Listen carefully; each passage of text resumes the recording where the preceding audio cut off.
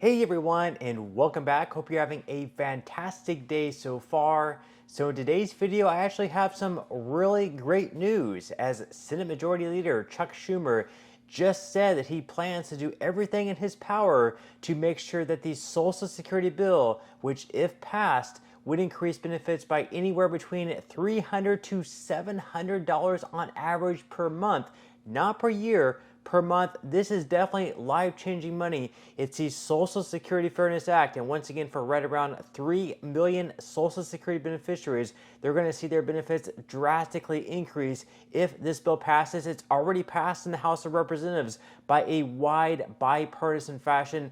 Most of Republicans voted for it and most of Democrats voted for it. And right now in the Senate, it has the votes that it needs. It just comes down to whether or not this bill actually gets voted on. And Senate Majority Leader Chuck Schumer said that he plans to do everything in his power to make sure that this bill is voted on and passed as well. But before we go ahead and dive into that news for today, if you would like to receive up to $18,000 in free stock in a pinned comment below, I will be leaving a link to Webull. All you have to do is once you click on that link is just sign up for a free account and then simply deposit at least $100. At that point in time, Webull will be sending you 6 free stocks worth all the way up to $18,000. And if you'd rather just have the cash instead of the stocks once you receive the free stocks, all you have to do is just sell them for what they're worth and then transfer the cash value right back to your bank account. Okay, so diving right into it for today. Once again, one of the big bills in Congress right now involves Social Security. It actually involves bipartisanship where Republicans and Democrats agree. This is a bill that definitely needs to pass. Now, in this bill, it would repeal 2 different measures that was set all the way back in the 1980s. One of the measures is called the WEP for short, or the Windfall Elimination Provision, and the other one is the Government Pension Offset. Now, both of these provisions actually decrease Social Security benefits for right around 3 million in total beneficiaries by anywhere between that, say, like $300 to $700 on average. So therefore, by this bill actually passing and repealing those 2 provisions, it would increase benefits substantially for millions of Social Security beneficiaries. We're going to go ahead and dive into this bill right now. So according to The Hill, Schumer says Senate will vote on Social Security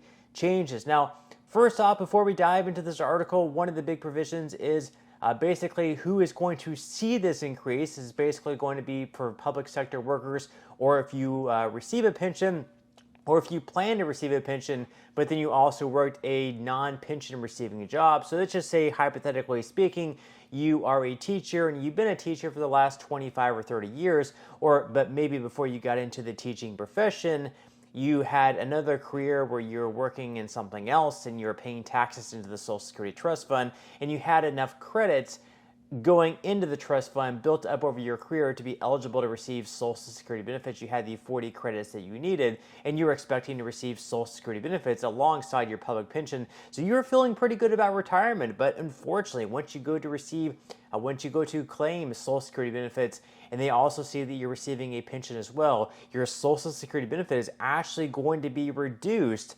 simply because you are receiving that pension. Now, we're going to go ahead and dive into this article once again here by The Hill. So Senate Majority Leader Chuck Schumer said Wednesday he's doing everything he can to try to pass legislation that would enact some Social Security before Congress ushers in a new class next month. Schumer said at a rally the Senate is going to take action on the Social Security, telling union members, "You're going to find out which senators are with you and which are against you." He said, "I got all my Democrats lined up to support it. I want you to work. We need 15 Republicans. Let's get them. We're going to have the vote," he continued.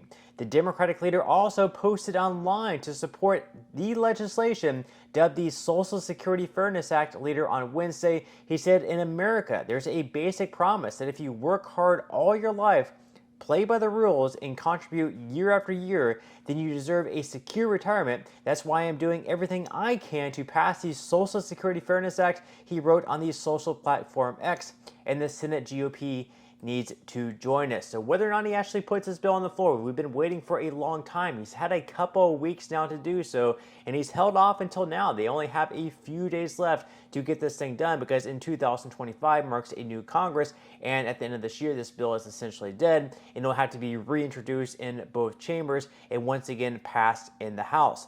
Now, the article goes on to say that, but Congress is on a tight time crunch as it stares down a December 20th cutoff date to prevent a government shutdown. The Hill asked Schumer's office whether the plan is to attach the bill to the expected stopgap funding bill that leaders are crafting to address next week's deadline. Now, if passed, the bill would repeal the windfall elimination provision and the government pension offset, rules that backers say have led to unfair reductions in benefits for some who have worked in public service. Now, just backtracking a little bit, they do have a couple of different options here. First off, the easier option would just be to put this bill on the floor, vote for it, get at least 60 votes. It passes the Senate. It goes to Joe Biden's desk. Joe Biden signs it into law. And just like that, people are receiving huge benefit increases. The second option, which is also on the table as well, would be to attach it to the government spending bill. Right now, they have like a stopgap funding bill. They're either going to fund the government over the next year, or they're just going to fund the government for the next 3 to 4 months. So whenever we have the new Congress in, they can work out what the government funding will be. So they can actually attach it to that instead of passing it in a standalone bill. Doesn't really matter how they do it. I just feel like they should do it the less complicated way, and that would be Chuck Schumer putting the bill on the floor right now and passing it as a standalone bill. Now, the article goes on to say that, however, experts say the tax rules are aimed at preventing people who have worked much of their careers in public service from collecting both their pensions and relatively higher Social Security payouts. The GPO also leads to reductions in benefits for the spouses that receive government pensions. Some conservatives have also raised concerns about the projected cost of the legislation. The Congressional Budget Office estimated earlier this year that the bill could cost upward of $190 billion, over $190 billion over a decade. So those are the two drawbacks there. People are saying that it's unfair, that there's going to be some folks who are receiving a pretty good pension, and then alongside that, they're also going to be receiving a larger Social Security benefit than what they should be because they worked fewer years in the private sector. So someone who worked fewer years in the private sector or someone who maybe worked their entire career in the public sector and the private sector, they might be getting the same Social Security benefit, but then that other person, maybe person B, on top of that Social Security benefit, they're also receiving a pension as well. So they can make a point there that it might be unfair. Also, on top of that, that's going to mean more money leaving the Social Security Trust Fund. It's going to be an additional $190 billion over a decade, which is going to speed up the insolvency date by right around another 6 months. Now, according to FedWeek, and these are where I get my numbers from, if you're wondering, where is the $300 and $700 coming from? They do estimate that repealing the GPO and WEP would boost benefits by $700, $360 monthly on average.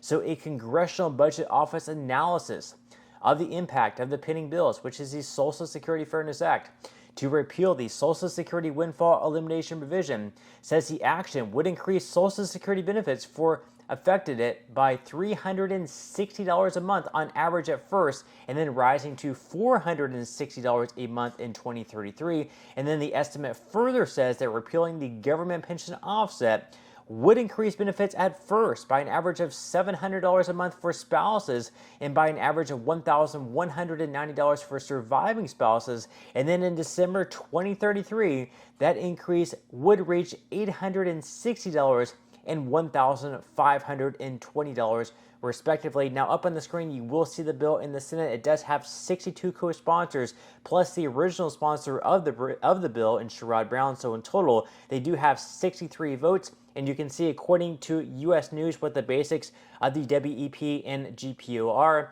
Basically, the WEP reduces the Social Security benefits of a person receiving a non-covered pension. So, for example, teaching jobs in some states do not pay into the Social Security system, but these workers may have second jobs that qualify them for Social Security benefits. And then under WEP, their Social Security benefits are reduced due to their teaching pension. And then GPO is also similar to WEP, except that it affects these Social Security spousal and survivor benefits of someone receiving a non-covered pension. So once again, it looks like this vote might be coming up very, very soon if Senate Majority Leader Chuck Schumer is telling the truth.